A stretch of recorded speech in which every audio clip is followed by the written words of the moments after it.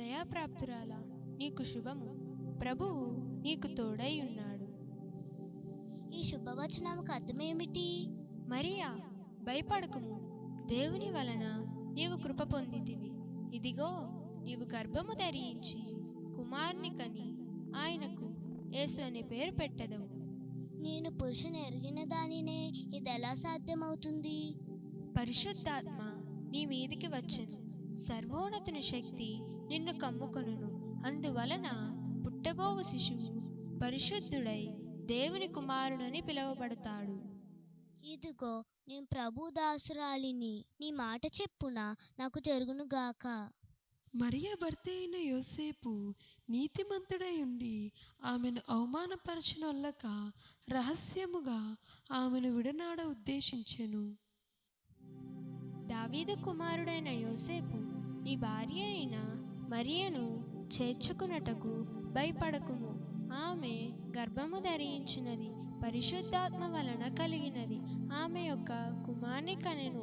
తన ప్రజలను వారి పాపముల నుండి ఆయనే రక్షించును గనుక ఆయనకు యేసు అని పేరు పెట్టెదవు. స్వప్నమందు నాకు తెలియజేసినట్లుగా మరియకు ఈ సమయంలో తోడుగా ఉండెదను. ఆ దినములలో సర్వలోకమునకు ప్రజాసంఖ్య రాయవలనని కైసరు అగస్తు వలన ఆజ్ఞ ఆయను. అందరూ ఆ సంఖ్యలో రాయబడుటకు తమ తమ పట్టణములకు వెళ్ళిరి. కాబట్టి యోసేపు మరియా తనతో పాటుగా నజరేతు నుండి యూదయలోని బెత్లెహేముకి బయలుదేరాడు.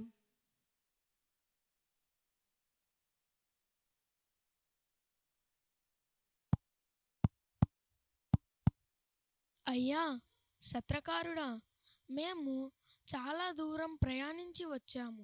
ఎవరు మీరు? ఏంటి ఈ సమయంలో మా ఇంటి దగ్గర ఉన్నారు? అయ్యా, నా భార్య మరియా గర్భవతి.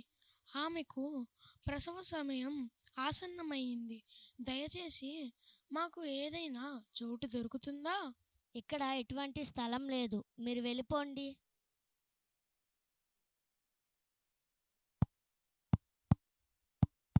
అయ్యా సత్రకారుడా, నేను నా భార్య ఉండుటకు ఇక్కడ ఏమైనా స్థలం ఉన్నదా? ఎవరయ్యా మీరు? ఇక్కడ మీరుండుటకు స్థలం లేదు. దయచేసి మమ్మల్ని ఇబ్బంది పెట్టకండి. అయ్యా, నా భార్య మరియా గర్భవతి. ఆమెకు ప్రసవ సమయం ఆసన్నమైంది.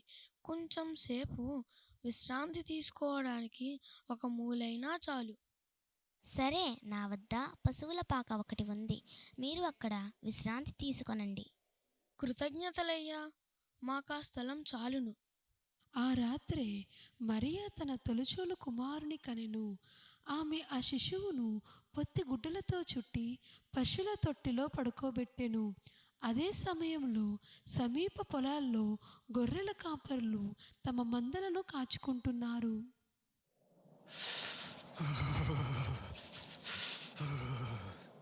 ఈ రాత్రి చాలా చల్లగా ఉంది కదరా? అవునవునరా, ఏంటో ఈరోజు చలికి మనం బిగిసిపోతామేమోరా. బాబోయ్, ఆ వెలిగేంటి? భయపడకుడి.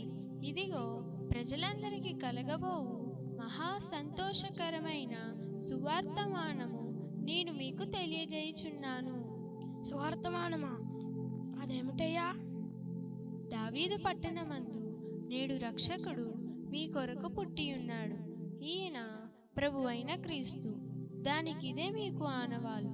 ఒక శిశువు పొత్తెగుడ్డలతో చుట్టబడి ఒక తొట్టెలో పండుకొని ఉండుట మీరు చూచెదరు. సర్వోన్నతమైన స్థలములలో దేవునికి మహిమయు, ఆయనకు ఇష్టులైన మనుష్యులకు భూమి మీద సమాధానము కలుగునుగాక. అరే విన్నావా? మన కొరకు రక్షకుడు పుట్టాడంట. అవునరా, పద మనము త్వరగా వెళ్ళి మన రక్షకుని చూద్దాం రండి.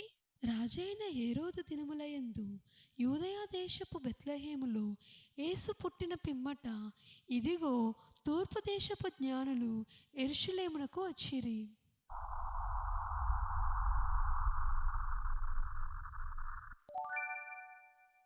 చూడండి, తూర్పున మనం చూసిన ఆ నక్షత్రం అది ఇక్కడ ఆగిపోయింది. అవును, యూదుల రాజుగా జన్మించిన ఆయన ఎక్కడ ఉన్నాడో మనం వెతకాలి. మనం ఆయనకి నమస్కరించి మన బహుమానాలను సమర్పించాలి.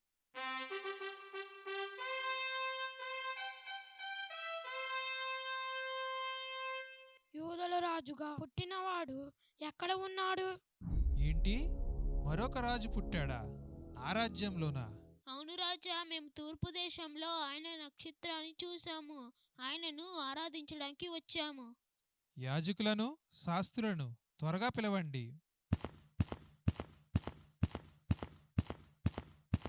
క్రీస్తు ఎక్కడ జన్మిస్తాడని మీ గ్రంథాలు చెబుతున్నాయి? రాజా, అది యూదయలోని బెత్లెహేములో జన్మిస్తాడని ప్రవక్తలు రాశారు. ఓహో, జ్ఞానులారా, మీరు బెత్లెహేముకు వెళ్ళండి. ఆ శిశువు ఎక్కడ ఉన్నాడో జాగ్రత్తగా కనుక్కోండి. అలాగే రాజా. మీరు ఆయనను కనుగొన్న తర్వాత నాకు వచ్చి తెలియజేయండి. అప్పుడు నేను కూడా వెళ్ళి ఆయనను ఆరాధిస్తాను. హేరోదు రాజు మాటలు విన్న జ్ఞానులు బయలుదేరారు. వారు తూర్పున చూసిన ఆ నక్షత్రం వారికి ముందు నడుస్తూ చివరకు శిశువు ఉన్న స్థలంపై ఆగిపోయింది.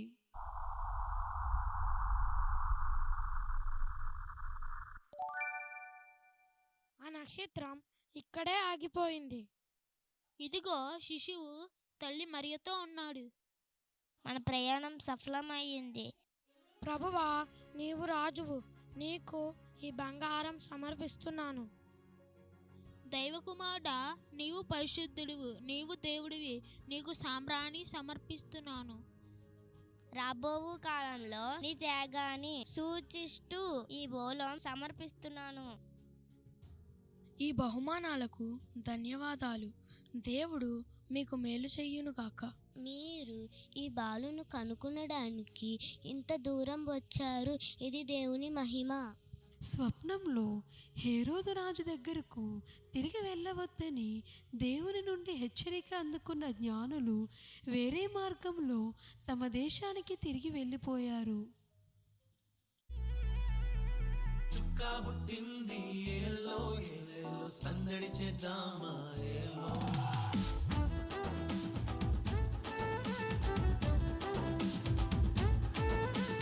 రాజు పుట్టినాడు, ఏలో ఏలేలో కొలవబోదామా.